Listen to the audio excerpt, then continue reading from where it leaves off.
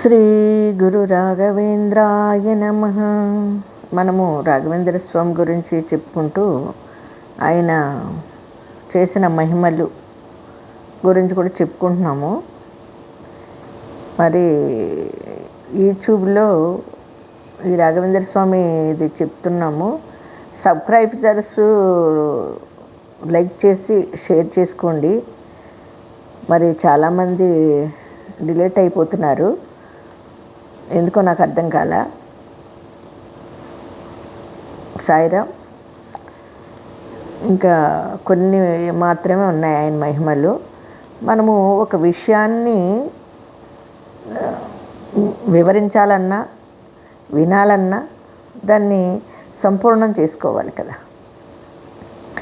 అలా సంపూర్ణం చేసుకోవాలి అంటే మరి వినేవాళ్ళకి కూడా అది అర్థమవుతుందా లేదా నాకు అర్థం కాలేదు, కానీ అర్థమయ్యేటట్టుగానే చెప్తున్నానేమో అని నేను అనుకుంటున్నాను. మీకు ఏమాత్రము సందేహం ఉన్నా నాకు తెలపగలరు. అలాగని ఏదో పెద్ద నేను చెప్పింది మీరు లైక్ చేసేయాలి, ఇది కామెంట్స్ ఇచ్చేయాలని నేను కోరుకోవట్లేదు. ఎందుకంటే జ్ఞానం అనేది ప్రతి ఒక్కరికి ఉంటుంది, వాళ్ళ వాళ్ళ విజ్ఞతను బట్టి చేయొచ్చు. ఇందులో బలవంతం అయితే ఏమీ లేదండి. అయితే మనకు తెలియని విషయాన్ని తెలుసుకోవాలన్న ఒక తపనతో, నిజంగా నాకు ఏమీ తెలియదు కానీ తెలుసుకోవాలన్న తపనతో ఈయన చరిత్ర పట్టుకున్నాను. ఎందుకంటే ఆయన నుంచి కూడా నేను ఎన్నో ఆశీర్వాదాలను పొందాను, అనుభవాలను అనుభూతుల్ని పొందాను. కాబట్టి నేను పొందిన అనుభవాలను అనుభూతుల్ని మీతో పంచుకోవాలన్న విషయంగా ఆ రాఘవేంద్ర స్వామి వారి గురించి కూడా చెప్పడం జరుగుతూ ఉంది. మరి మొదటి నుంచి తెలుసుకుంటే అందరికీ చాలా బాగా అర్థమవుతుంది. మరి ఆయన రాఘవేంద్రులుగా మంత్రాలయంలో ఎలా స్థిరపడిపోయారు, మంత్రాలయం అని ఎలా పేరు వచ్చింది అనే దాని గురించి ఇవాళ తెలుసుకుందాము. రాఘవేంద్రులు మంచాల, అంటే దాన్ని మంచాల అనేవారటండి. ఆ ఊరి పేరు మంచాల, అది మంత్రాలయంగా మారిపోయింది. మరి ఆ గ్రామానికి చేరుట వలన ఆయన ఏం చేశారు అనే దాని గురించి కూడా మనం తెలుసుకుందాం. గురుదేవుల సంభాషణలో నవాబు స్వామి వారి ఎడ పోరాపాటు చేసినట్లు అక్కడున్న వారందరికీ అర్థమైంది. అదే కదండి, మసూద్ ఖాన్ అనే ఒక అతను ఎలాగ చేస్తాడు చూడండి, మాంసము అన్నీ పెట్టి చేస్తే స్వామివారు దాన్ని పళ్ళు పూలుగా మార్చుస్తారు. అదేవిధంగా ఆయన అపరాధం చేసినట్టే, కానీ దాన్ని మళ్ళీ క్షమగా ఆయన ఏ విధంగా చేశారనేది మనం తెలుసుకుంటాం.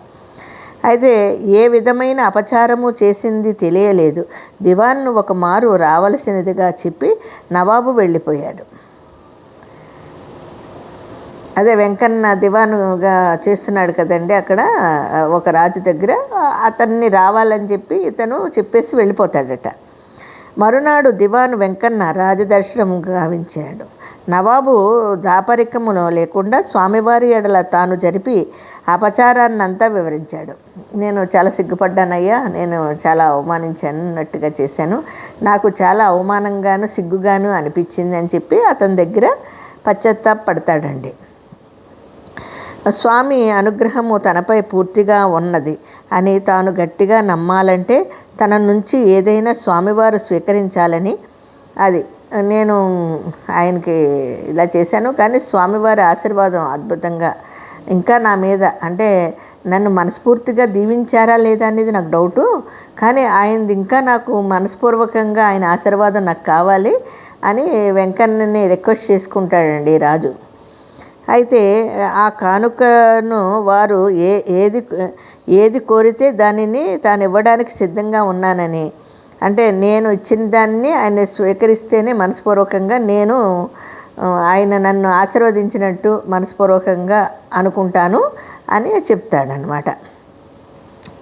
అయితే ఆ కానుక వారు ఏది కోరితే దానిని తాను ఇవ్వడానికి సిద్ధంగా ఉన్నానని ఈ విషయము గురుదేవులకు విన్నవించి వారి కోరిక ఏమిటో తెలుసుకు రావలసిందిగా వెంకన్నను కోరాడు.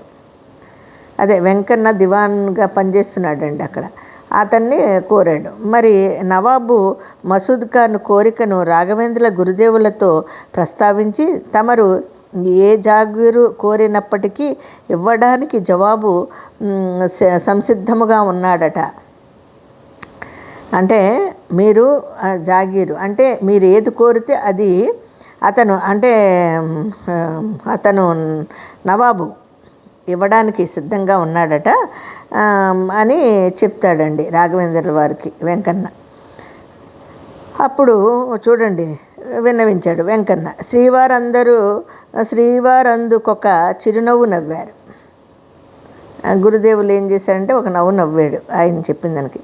సర్వసంగ పరిత్యాగిగు నాకు జాగీర్లు జమీనీలు దేనికి? నాకేం కావాలి? నేనే ఒక సన్యాసిని, నాకేం కావాలి? నాకేం అక్కర్లేదు, సర్వము త్యాజించిన వాడిని నేను అని భవిష్యత్తులో భక్తులకు ఎంతో ఉపయోగపడగల మంచాల అనే గ్రామాన్ని మాత్రం ఇస్తే చాలని చెప్పు. అదండి ఇక్కడ ఆ స్వామి ఏం కోరాడంటే మంచాల అనే ఒక ఊరిని ఇస్తే భక్తుల కోరిక మేరకి చాలని చెప్పు అంటాడు అని వెంకన్నతో చెప్పారు శ్రీవారు. అప్పుడు చూడండి శ్రీ రాఘవేంద్రుల వారు సెలవిచ్చిన అభిప్రాయాన్ని నవాబుకు తెలియచెప్పాడు వెంకన్న. నవాబుకు చిక్కు సమస్య తల ఎత్తింది. ఆ మంచాల గ్రామాన్ని అంతకు పూర్వమే ఒక ఫకీరుకు దానము చేసేశారు ఈయన నవాబు. అయినా గురుదేవుల కోరిక తీర్చాలని సంకల్పించాడు. వెంటనే ఆ ఫకీరును పిలిపించి అతనికి మరికొన్ని అధిక రాబడి గల గ్రామాన్నిచ్చి అతని వద్ద గల దానపత్రాన్ని తీసుకుని మంచాల గ్రామాన్ని శ్రీ గురు రాఘవేంద్రుల వారికి ఇవ్వడానికి నిర్ణయించుకున్నాడండి. యతివర్యుల పేర దానపత్రాన్ని తిరగ వ్రాయించాడు. అది అంతకుముందే మంచాలన్న ఊరిని వేరే వాళ్ళకి దానం ఇచ్చేసాడంట. కానీ ఈ స్వామి కోరిక మేరకు ఆ మంచాల దాని పేరు ఇప్పుడు మంత్రాలయంగా పిలువబడుతుంది. అయితే చూడండి దానం ఇచ్చేస్తాడు. మంచాల గ్రామాన్ని శ్రీ గురు రాఘవేంద్రుల యతివర్యుల పేర దానపత్రాన్ని తిరగరాసి దివాను వెంకన్న ద్వారా శ్రీవారికి పంపించారు. శ్రీవారి ప్రధాన శిష్యులలో ఒకరైన అప్పణాచార్యుల వారి స్వగ్రామము మంచాలకు సమీపములోనే ఉండడం వలన స్వామివారు ఆ గ్రామాన్ని కోరి ఉంటారని మఠములోని వారంతా భావించారు. అదండి శ్రీవారి ప్రధాన శిష్యులలో ఒకరైన అప్పణాచార్యుల వారి స్వగృహము మంచాలకు సమీపంలో ఉంది కాబట్టి భిక్షాలయము అంటే ఉండుట వలన స్వామివారు ఆ గ్రామాన్ని కోరి ఉంటారని మఠంలోని వారందరూ కూడా చెప్పుకుంటారట. స్వామివారు మంచాల కోరడంలో ఏదో మహత్తర రహస్యము ఇమిడి ఉందని మాత్రమే అప్పణాచార్యుల వారు ఊహించారు. కానీ భవిష్యత్తులో అది శ్రీవారి బృందావనముగా మారి అశేష భక్తకోటికి దర్శన నిలయమై కోరిన కోర్కెలు తీర్చే కల్పవృక్షముగా మంత్రాలయం అనే పేరుతో జగద్విఖ్యాతి చెందగలదని ఊహించలేకపోయారు.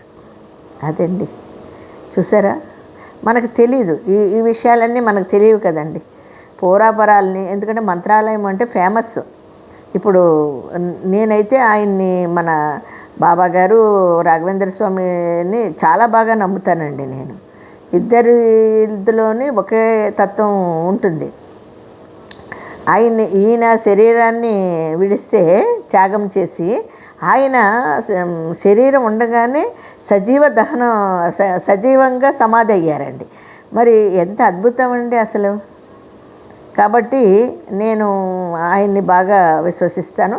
అలాగే ఇప్పటికీ కూడా మంత్రాలయంలో ఎటువంటి కష్టతరమైన సమస్యనైనా కూడా పరిష్కరిస్తున్నారండి. ఎందుకంటే ఆయన్ని నమ్మి మీరు ఏదైనా కోరుకుంటే తప్పకుండా మంత్రాలయం వెళ్ళి కోరుకుంటే మన షిరిడి సాయినాథుల వారు ఏ విధంగా అయితే అనుగ్రహిస్తున్నారో అదేవిధంగా ఇప్పటికీ 100% జరుగుతుందండి. ఇంకా తెలియని వాళ్ళు తెలుసుకునో లేకపోతే ఆ రాఘవేంద్ర స్వామిని బాగా విశ్వసిస్తే మనకుండే కష్టాలన్నీ తొలగిపోతాయండి. మరి ఇంకో కథలోకి రేపొద్దున వెళదాము. అంతవరకు జై గురు రాఘవేంద్రాయ నమః.